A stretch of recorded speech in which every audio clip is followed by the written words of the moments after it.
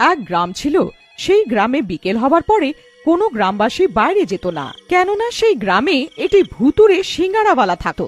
ওই ভূত রাতে সিঙ্গারা নিয়ে গ্রামে ঘুরতো।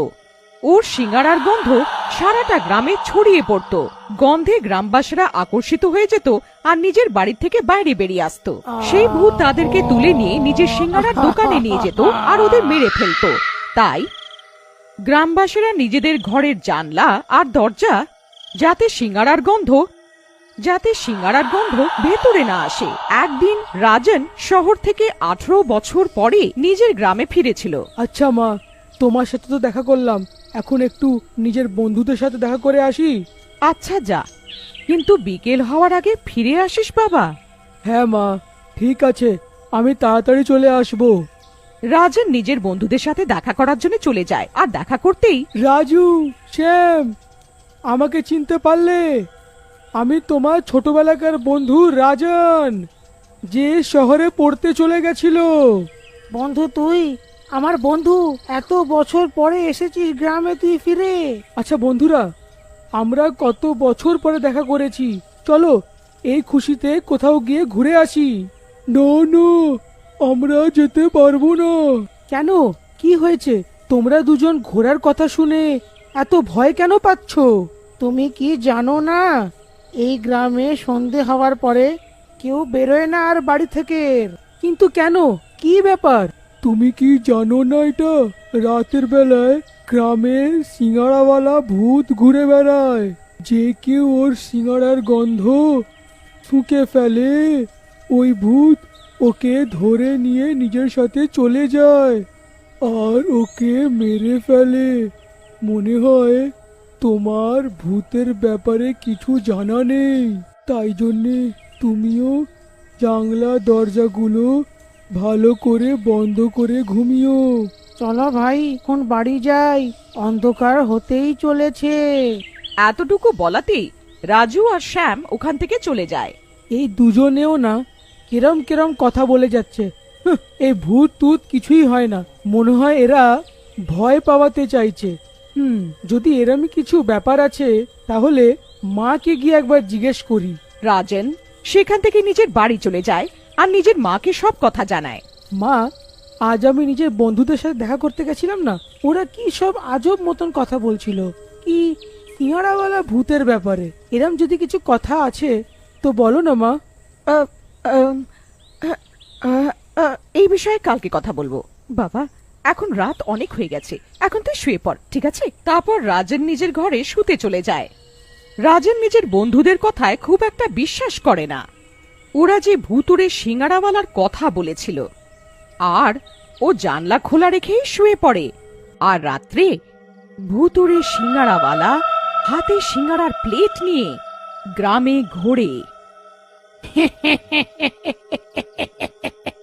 এই গ্রামের লোকেরা একটু জানলা দরজা খুলে আমারও দর্শন করে নাও।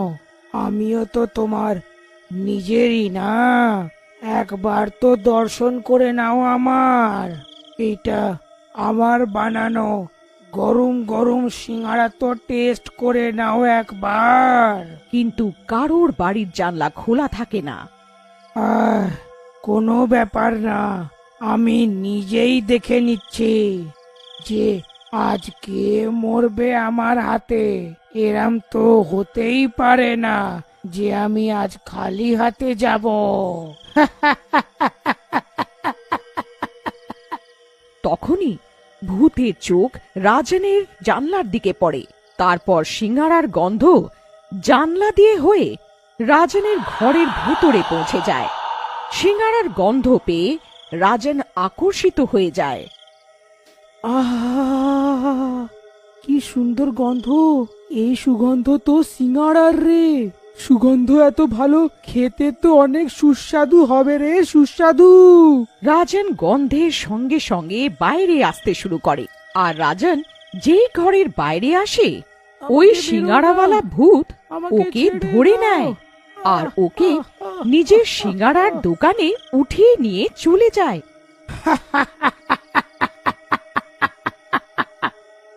আজকে শিকার পেয়েই গেলাম। এইসব দেখে রাজন ভয়ে কাঁপতে শুরু করে আর ঘেমে নিয়ে অস্থির হয়ে যায়। আমাকে মেরো না, আমাকে আমাকে যেতে দাও। আমার অনেক বড় ভুল হয়ে গেছে যে আমি নিজের বন্ধুদের কথা শুনলাম না আর জানলা খুলে শুয়ে পড়লাম। আমি আমি তোমার সব কাজ করে দেবো, ঝাড়ু দেওয়া, কাপড় কাচা, বাসন মাজা, যা করাতে চাও করিয়ে নাও, কিন্তু আমাকে যেতে দাও, আমাকে যেতে দাও। না না, একদম না, এখন কোনো লাভ নেই। যতদিন না আমি গ্রামের লোককে নিজের হাতে না মেরে ফেলছি ততদিন আমি শান্তি পাবো না। রাজন ভূতের কাছে অনেক প্রার্থনা করে, কিন্তু ভূত ওর একটাও কথা শোনে না। যেই ও নিজের লম্বা লম্বা নখ রাজনের বুকে ঢোকাতে যায়, তখনই ভূত রাজনের গলায় একটি তাবিজ দেখতে পায়। আর ভূত তাবিজ দেখে চমকে যায়। এই এই এই তাবিজ তোমার গলায় কি করে এলো? এই এই তাবিজ আমার বাবার শেষ চিহ্ন বলে আছে। মা বলেছিল যখন আমি ছোট্ট ছিলাম তখন আমার বাবা আমাকে এই তাবিজটা পরিয়েছিল, কিন্তু সে এখন এই পৃথিবীতে নেই। এই কথা শুনে ভূতের চোখে জল এসে যায়। এই তাবিজ আমার, আর আমি তোমার বাবা।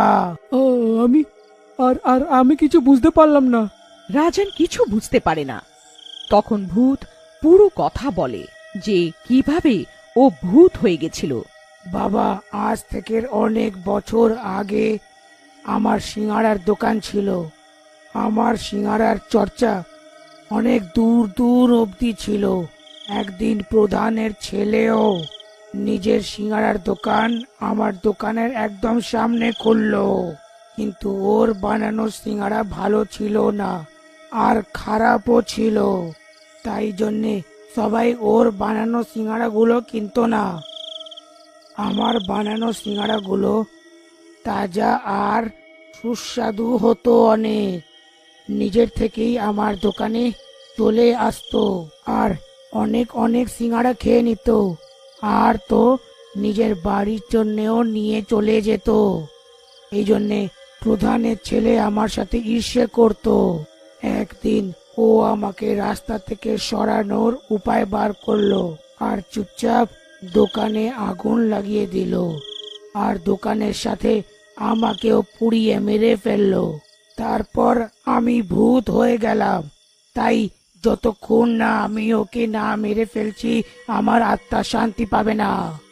বাবা, তোমার মৃত্যু যদি প্রধান মশাই ছেলের জন্য হয়েছে, তাহলে তুমি গ্রামের লোকেদের কেন মেরে যাচ্ছ? বাবা, যখন আমার দোকানে আগুন লেগেছিল তখন কেউ আমার সাহায্য করেনি। ব্যাস দাঁড়িয়ে দাঁড়িয়ে দেখছিল সবাই, তাই আমি এদের সবাইকে মেরে ফেলবো।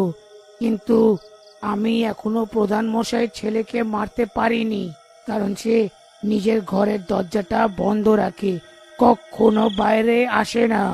বাবা, আমি এতে তোমার সাহায্য করতে পারি, কিন্তু তুমি দিব্যি দাও, তুমি গ্রামের লোকেদের আর মারবে না।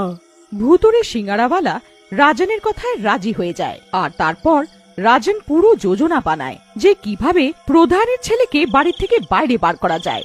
যোজনার হিসেবে একদিন রাজন চুপি চুপি প্রধানের জানলার বাইরে সিঙ্গারায় ভরা প্লেট রেখে আসে। কিছুক্ষণ পরে প্রধানের ছেলে সিঙ্গারার গন্ধে আকর্ষিত হয়ে যায় আর বাড়ি থেকে বাইরে এসে যায়। এখন আমি তোকে মেরে নিজের প্রতিশোধ পূরণ করব। কিন্তু কিন্তু তুমি আমাকে মারতে কেন চাও? আর আর এই আর আর এই রাজনকে তো তুমি কিচ্ছুটি করছো না। হ্যাঁ, কারণ তুমি আমার খুনি, তুমি আমাকে মেরেছো এ নয়, আর গ্রামের লোকেরাও নির্দোষ আছে। আমি আমি আর তোমার খুনি? কে কে কে কে কে কে কে কে কে তুমি? এরপরে ভূত নিজের আসল রূপে এসে যায়। বান্তি, তুমি? ঠিকই চিনেছো, আমি বংশী।